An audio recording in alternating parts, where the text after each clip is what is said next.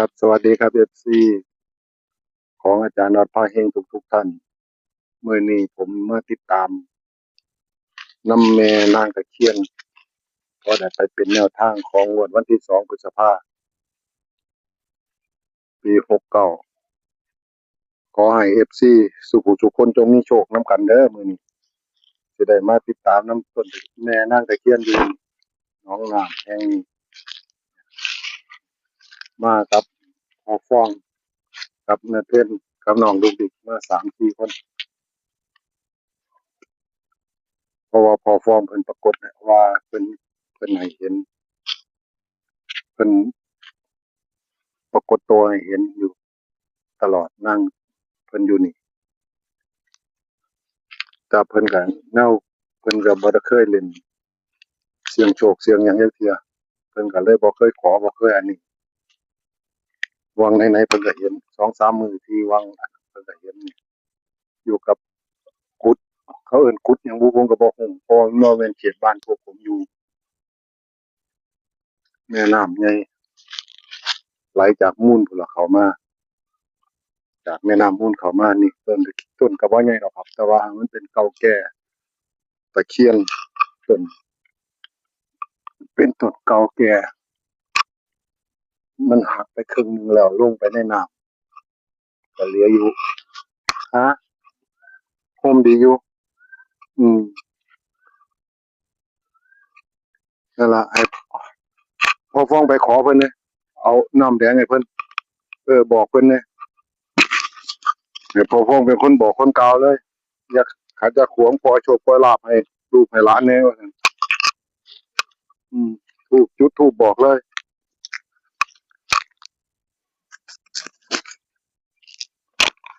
นั่นมีน้ำกินน้ำหวานน้ำแดง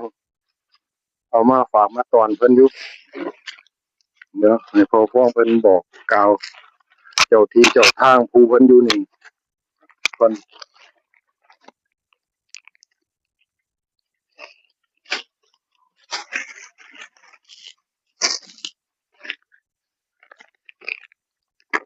พอจุดถูก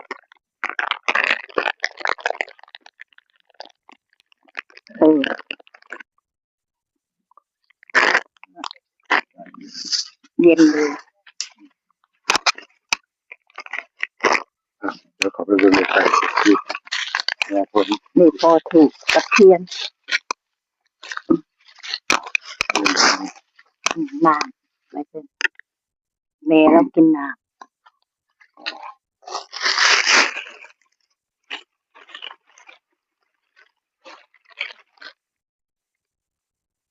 ไก่พุทธตุฮะของไก่พุทธตุ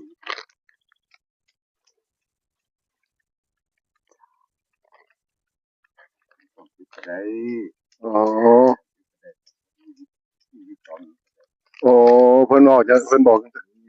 โอ้ออกโอ้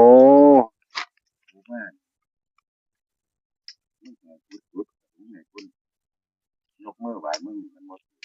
อืมโอ้คนต้องแล้วตอนนี้อันนี้พอแสดงว่าพออุดมอยู่ในร่างของพอฟ้องอยู่ตัวกันนี่โอ้โทษหลายๆเด้อพอฟ้องเลยขอโทษหลายๆเด้อปู่โอ้เอาแตน้ำแดงให้กินโอ้บ่ต้องจุดบ่ต้องเลยไหว้บริวารโอ้เป็นบริวารของพ่อขุนหารอืมเอาละเด้อบัดนี้ FC เอ้ยบัดนี้โอ้บัดนี้ก็อันนี้ลูกหลานก็บ่ฮู้เด้อว่าปู่อยู่ในร่างของเพิ่นตลอดเนาะก็บ่ฮู้ว่าอยู่นำตลอด24ชั่วโมงบัดนี้ก็เลยกลายเป็นว่าเฮาให้เพิ่นคนใหญ่ไปไหว้คนน้อยมันก็พันบ่ถูกแนวเนาะมันบ่ถูกต้องโอ้ยลูกหลานขออโหสิหลายๆเด้อสิ่งที่บ่ฮู้ลูกหลานเฮ็ดลงไปมันก็บ่ผิดหรอกวะบ่ฮู้เนาะแม่นบ่บ่ฮู้ก็บ่ผิดแหล้วเพิ่นสิกินน้ำแดงเขาสั่นลูกหลานสิขอกลับมาเด้ออ่อนยอมเด้อลูกหลานเฮ็ดอันไหนผิดอันไหนถูกก็ดี เออเออเออโอ้อืมวันที่2 พฤษภาไม่ต้องหยุด อืม บอกกันเลย อืมสาธุเด้อบ้านนี้แม่นางตะเคียนเอ้ยอยู่นี่ก็ดี อันนี้ลูกหลาน ผู้มีหัวแก้วตาทิพย์ หนูเจ้าตาที่ลูกหลานมาจากไสบ่ฮู้เรื่องรู้ราวเด้อ นั่นมาขอโชคขอลาบน้ำแม่ บอกออกมาเลยกับร่างทรงนี่ตามตัว บอกแล้วว่าต้องหยุด เพิ่นบ่ได้มาคมมาบ่ได้มาอันนี้ดอกบ่ได้บังคับมาขอคักๆเนี่ย มาขอน้ำแม่นี่นะ โอ้ชื่อแม่นางสีดาอืม มาขอน้ำแม่สีดานี่นะ หลานหน่อยบ่ฮู้ อ่าอืมอืม บอกกันแล้วก็ไปนั่ง อืม เด้อ เออ กับหลักต้องสงเกนะ อืม ทุกวันสร้างไปเรื่อย เอาให้ดังมึง แล้วก็จะซื้อมาถวายมาจิตว่า อืม เป็นอย่างดอก โอ้ยามเพิ่นอยู่นำก็อยู่นำเนี่ย ปู่เพิ่นบอกแล้ว เพิ่นออกแล้ว ปู่คุณหารเพิ่นบอกให้แล้ว หลานหน่อยก็สิมาขอน้ำแม่นี่แหละ ให้แม่บอกตรงๆเลยเด้อแม่เอ้ยผู้มีหัวแก้วตาทิพย์ กล่องนี่มันเนาะล่ะคือมาทางทำพิธีถือมาซองครับ สาธุปริทวานมิตังสเมตตาปทันตาอาวิคิตาจิตาปริตังพนันตุสักเคกามิจารุเปสิริสิกขาลตเตนันทาริเควิมานิทิเประเทจคามิตุวนาคานิเกวัตุเกเตโอมาจยันตุเทวชราธราวิสเมยคาคัมพันธนาคา ติทันตาสันติเกยังมุนิวาจนังสาทาวโมิสุนันตุธรรมสวนาคารโรยมทันตาธรรมสวนาคารโรอายมทันตาธรรมสวนาคารโรอายมทันตาสาธุสาธุเด้อเจ้าที่เจ้าทางแม่นางธรณี ปู่ด ผู้ ม เพิ่นปกปักรักษาอยู่นี่ตลอดแม่นางตะเคียนแม่สีดาก็ดีผู้เพิ่นมีหัวแก้วตาทิพย์ลูกหลานมาขอโชคขอลาภในงวดวันที่2 พฤษภาปี69ขอให้ออกมาตรงๆขอให้ประทานให้ลูกให้หลานสมพงษ์มุ่งมา่ปรารถนาสาธุสาธุ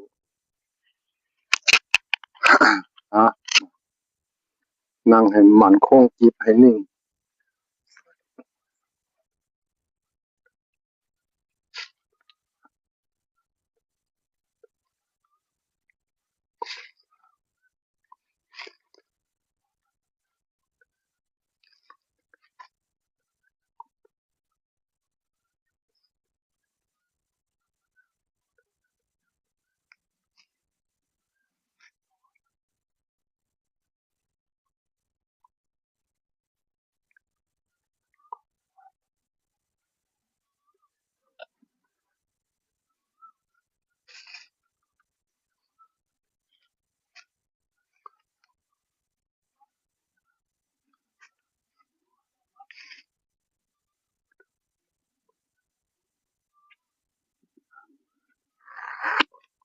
สาธุเด้อนิมนต์เด้อบาดนี้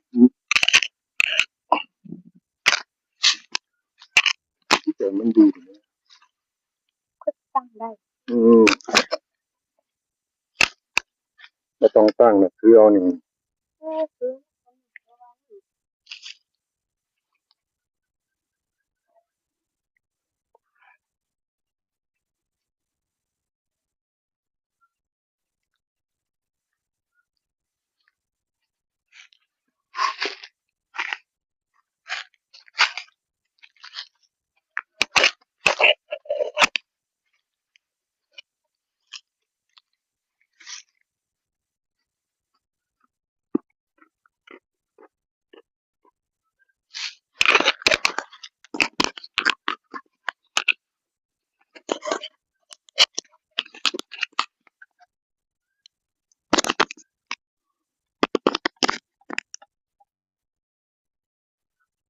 ลูกบอกหลานออกมาตรงๆเด้อ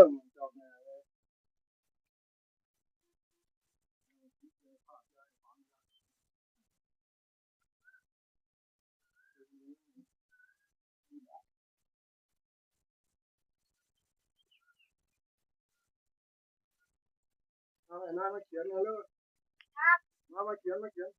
ที่ดา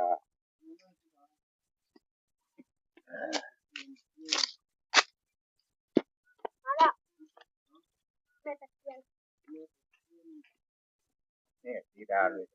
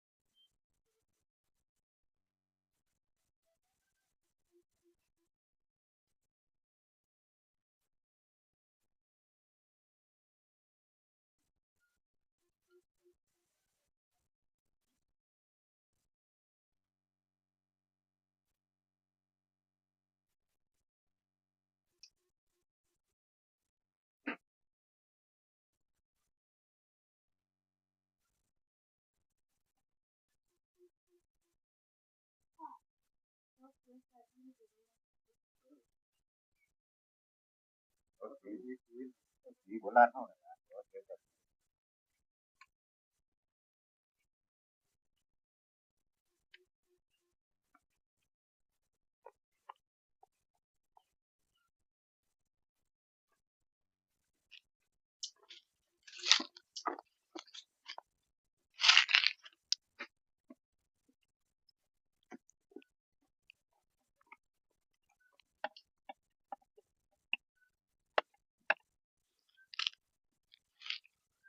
ต้นต้นแก่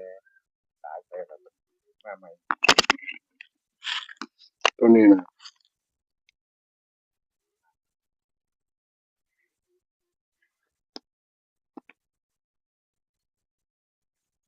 ไม่ได้ผมไม่ตั้งก็บอกว่า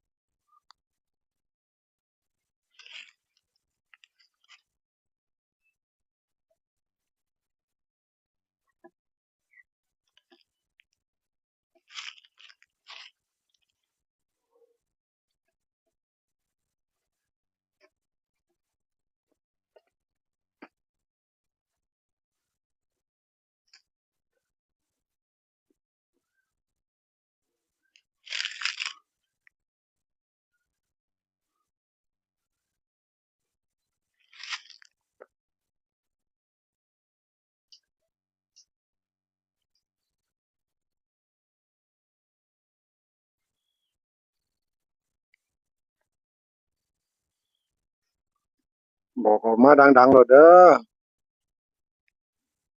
ออย่าบอกว่าแมมนะบอกคือความบ่มั่นใจต้องบอกให้มันชัดเจนโลดให้มีความมั่นใจเลย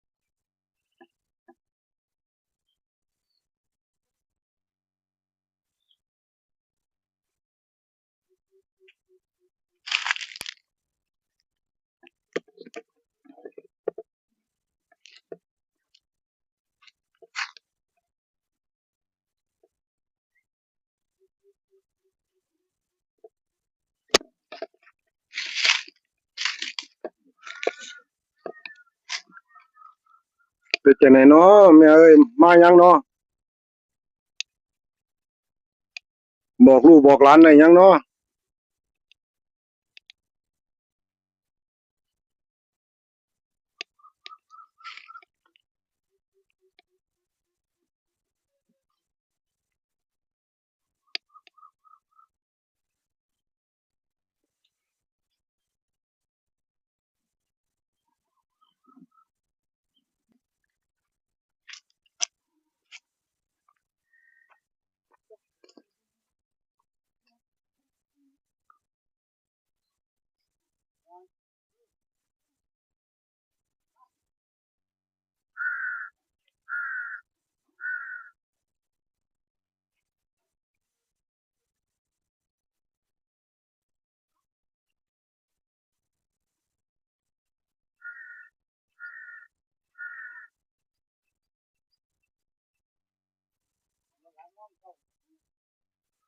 บอกเบิ่งดูได้ตัวไหนบอกลูกบอกหลานมาเบิ่งดูเอาให้มันแจ้งๆเลยเด้อมาละตัวน่ะได้ตัวไหนเนาะบอกเบิ่งดูอย่าปิดอย่าบังเลยเนาะมาและก็ดีบอกลูกบอกหลานเลย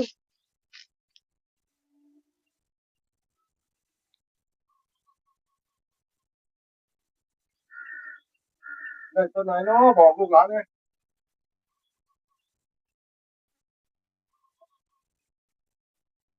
อยู่นี่นานยังนี่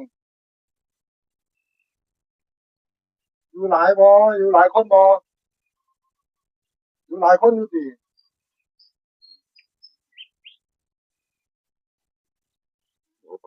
เป็นหยังบ่ปากบ่เว้านี่หือบอกลูกบอกหลานมึงดูบ่บอกบ่ปากบ่เว้าให้ฮู้ติ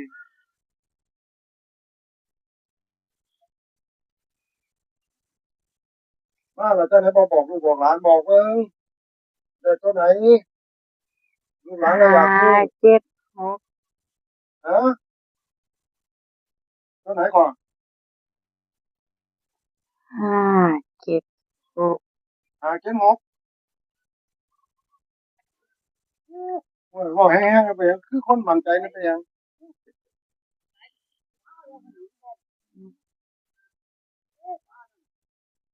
ที่หนึ่งฟังว่า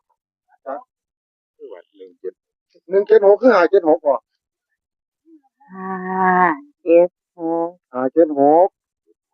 5762ตัวเด้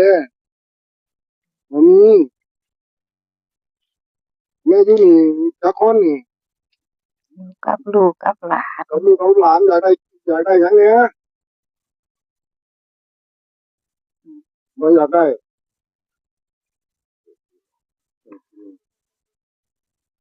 สองตัวก็บอกไง 2ตัวก็บอกแหน่ก็บ่บอก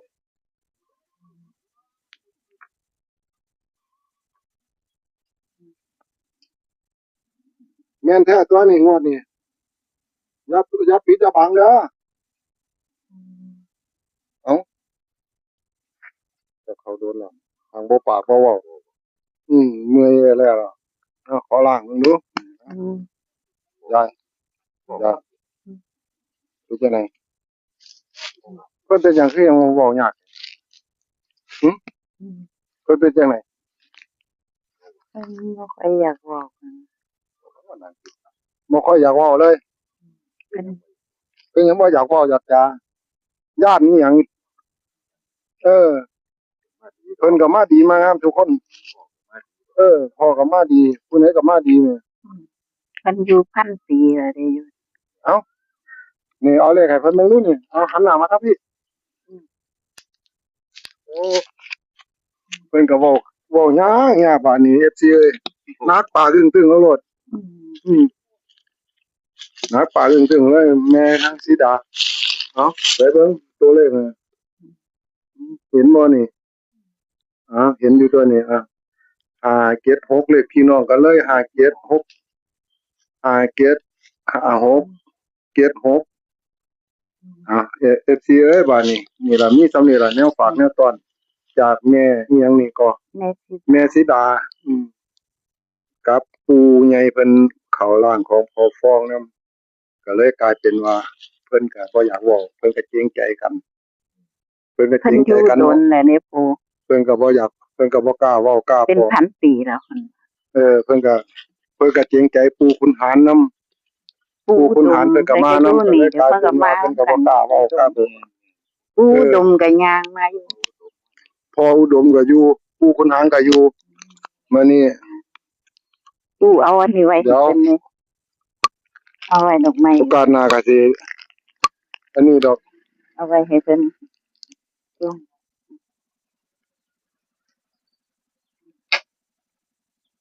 อืม อยู่นำกันนี่ล่ะ อืม